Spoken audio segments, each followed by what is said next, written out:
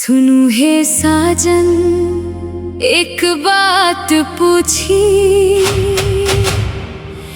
देवघर धामक महिमा कहूँ कि 1,00,000 भक्त आबैत छथि।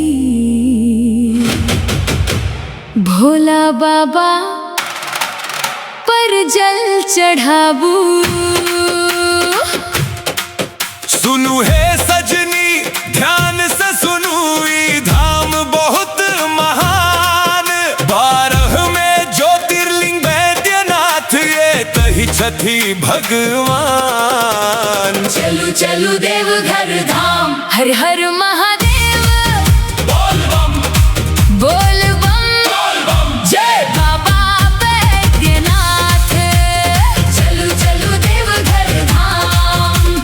रावण संग ई कथा की छल, सब कहेत छथि ई बात।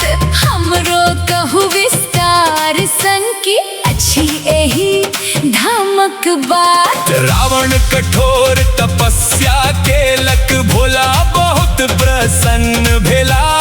ज्योतिर्लिंग दा कहलखिन धरती पर कतहु नहीं राखी है। रास्ता बीच प्रकृति के जरूरत पड़ल, क्षण भर रुकबाक भेल विचार। ग्वाला रूप में विष्णु आयल, ओही पर सौंपल हर हर महादेव। बोल बम जय बाबा वैद्यनाथ। तखन की भेल साजन हमर, आगा की घटना भेल। ग्वाला शिवलिंग धरती पर राखल, दिव्य प्रकाश चारों कात। रावण बहुत प्रयास कयलनी, नहीं उठल वैद्यनाथ। ओही दिन संदेव घर पावन, विश्व प्रसिद्ध ई धाम। जे श्रद्धा से ते अवैत, पूरा होइत सब काम। चलू भरिया नब गंगा जल, चलू करब जलाभिषेक।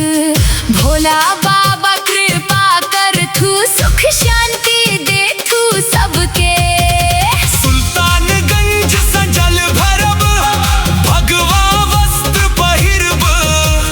गीत गबैत नाचैत झुमैत, भोला नाम जपब। कंधा पर कांवड़ शोभै, मुख पर शिवक नाम।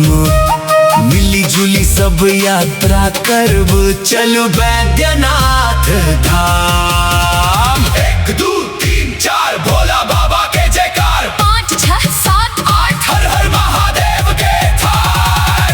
बोल बम जय बाबा वैद्यनाथ। देवघर नगरी की जय, कांवड़िया वीर की जय। चलू चलू देवघर धाम, हर हर महादेव।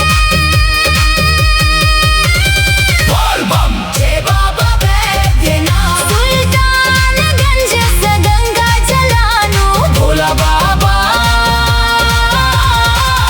पर जल चढ़ाओ। हर हर महादेव। बोल बम जय बाबा वैद्यनाथ। चलू चलू